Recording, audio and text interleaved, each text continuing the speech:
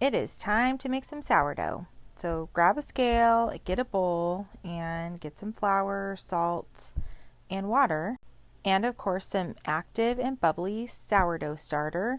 If you don't quite know how to get your sourdough starter active and bubbly, then check out my other video about your sourdough starter. So you're going to pour 500 grams of all-purpose flour. Next, pour 325 grams of filtered water. So what we're going to do is we're going to be auto-leasing the dough. It's just a fancy term for mixing the flour and water together and letting it sit for a while. Doing this step will really help develop the gluten. It will just be a dough that works a lot easier for you. So it is worth doing this. I remember being afraid of that term. It sounded really complicated. It's super easy. Just mix this together, let it sit for a little bit. Don't think too much about it. Earlier this morning, I fed my sourdough starter, so it's actually ready now. You can feed your sourdough starter and auto-lease the dough at the same time and then just wait. So I've done that before, and it's taken maybe 3 or 4 hours. Or you can feed the sourdough starter, come back in an hour, auto-lease the dough, allow it to sit for a few hours along with the sourdough starter, or you can do what I did today and just do it 30 minutes before. Either one is fine. Okay, so somehow my video footage got messed up and I didn't get on camera adding the salt and adding the starter. So basically, after you've auto-leased the dough, add 100 grams of active and bubbly sourdough starter, mix that together a bit, and then add 10 grams of salt and then incorporate that in. And you can mix it by doing these stretch and folds, and you want to add the salt towards the end just because salt will make the dough a little tougher to work with at first. So just mix in the sourdough starter first by doing kind of some stretch and folds, and then mix the salt. And if it's not fully incorporated, that's fine. You'll get it at the next stretch and fold. It'll eventually incorporate. So let it rest for about 30 minutes, come back and do what I'm doing again, which is just going around in a circle, kind of grabbing it. And then as you see, I'm not able to stretch it as much towards the end because it's getting a little tougher. So that's why we got to let the dough rest and come back about 30 minutes or so later.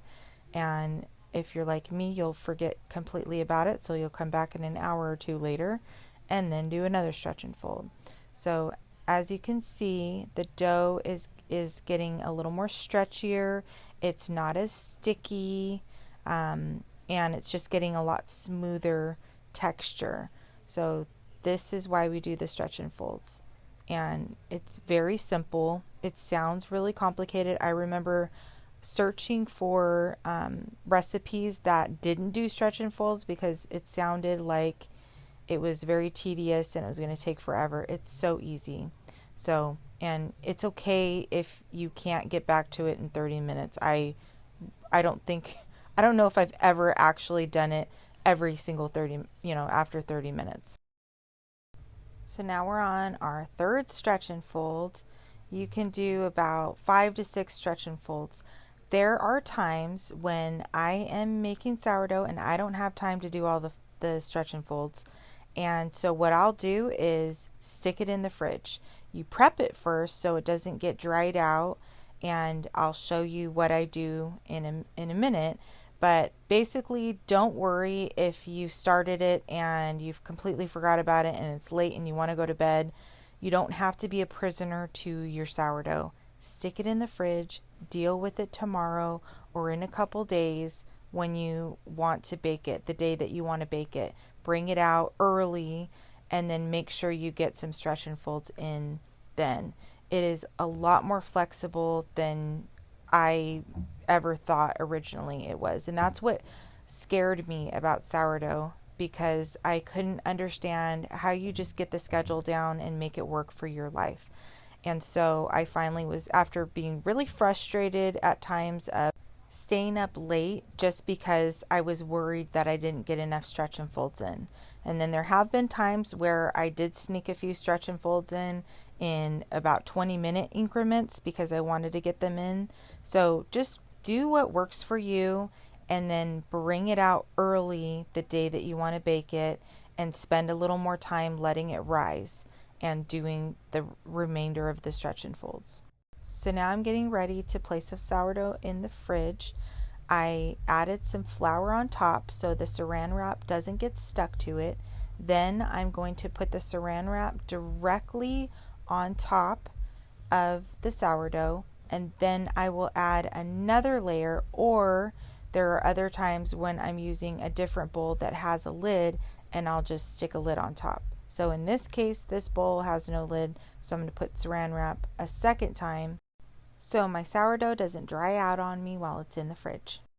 Once it's prepped, put it in the fridge and bring it out the next day or even a few days later. I have left mine in the fridge, I think probably 4 days, so there's a lot of flexibility.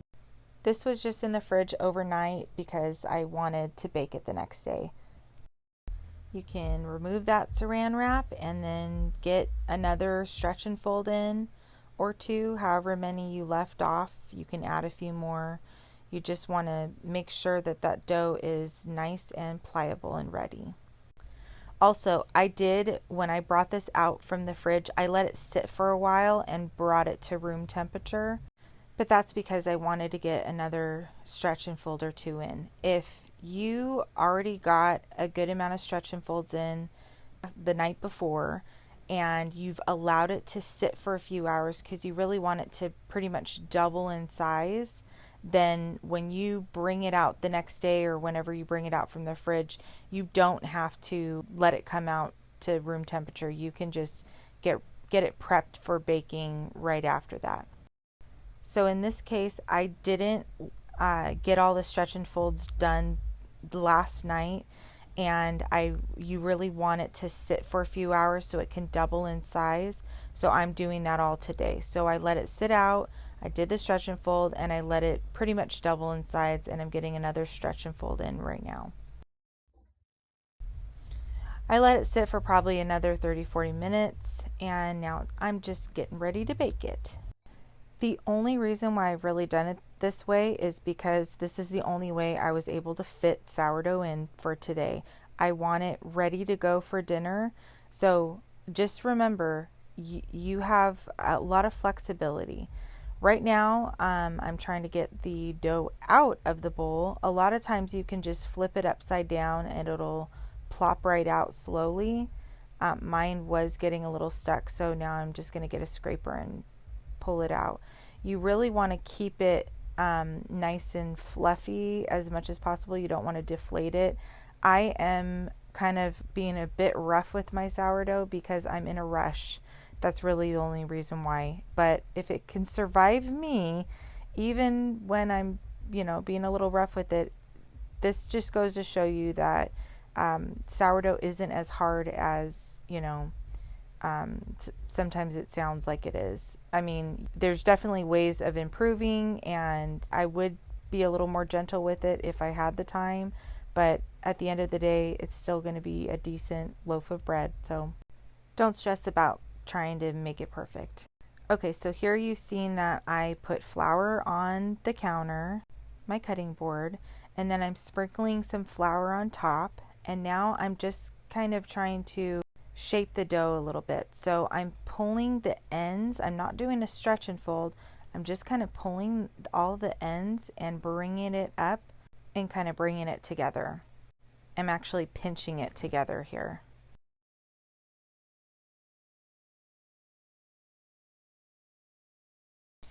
Now what I'm going to be doing is flipping it over on parchment paper. I love using this little cake decorating tray because I can spin it around. You don't need that.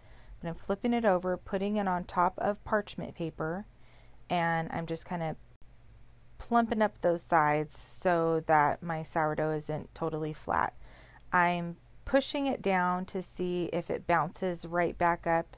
You actually don't want it to bounce right back. You want it to kind of the indent to stay for a bit. So I ended up leaving this out for another 20 minutes or so before baking.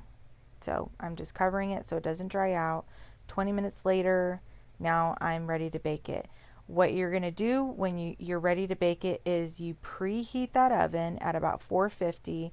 I actually crank mine up, so it's probably closer to 460, and then I turn it down. I don't always do that. Again, I'm in a rush. And that first 10-15 minutes of when it's baking, that's when you're going to get the rise. So I'm just wanting to make sure it rises. In this case, I totally forgot to preheat the oven, so you'll see that I do that after the fact. But you really want to preheat the oven before you start scoring your sourdough. So this is a bread lamb. You can just use a sharp knife or a razor blade, and then you're going to make some cuts in the bread. I didn't even think out the cuts at this point. I'm just cutting into it. You actually want to do your lighter cuts first and then give a nice deeper cut. I did the exact opposite because I'm not thinking and I'm just rushing through this, and it still survives. So you can see different videos, and later on I'll do different videos on other ways to, kind of decorate it. I've done some cute ones before. This one I'm just throwing it together because I want it ready for dinner. So here I am preheating the oven at 450. I have my Dutch oven in here. If you don't have a Dutch oven but you have a few cast iron pans, use those. If you have like a deeper one and then one that you can use kind of as a lid, that will work just fine too. You want your oven and your Dutch oven nice and hot and toasty for your sourdough. Plop the sourdough in. That's on top of parchment paper. Put the lid on and put it in the oven, again at 450 for 35 minutes. And here you see me cranking up the oven a little bit because I want to just make sure it gets that nice bounce. About 10 minutes later, I came back and turned it a bit down, closer to 450. As you can see, all of my temperatures have completely rubbed off, so I can't even totally tell what temperature it is. Every oven is going to be different, and also the temperature at your home, the humidity, and so forth, so you might need to adjust this for you. So it's been 35 minutes. I'm trying to take the lid off, but I adjusted the rack and it's not fitting, so I was kind of having a bit of a struggle getting that lid off. And now this will just sit in the oven with no lid for 10 minutes so it can get nice and golden brown. And as you can see, 10 minutes have passed. It's golden brown enough. I probably would have left it in the oven just a tad more, just to get it a little more goldeny, but again, I'm trying to get this prep for dinner. So it's not the most perfect looking loaf, but it's decent, and it will feed my family and they'll be quite happy with it. I hope this video shows you that you can totally get this done. It doesn't have to be perfect and you will still have sourdough bread. When I first started, I was so concerned with having everything perfect that it really delayed just me making bread.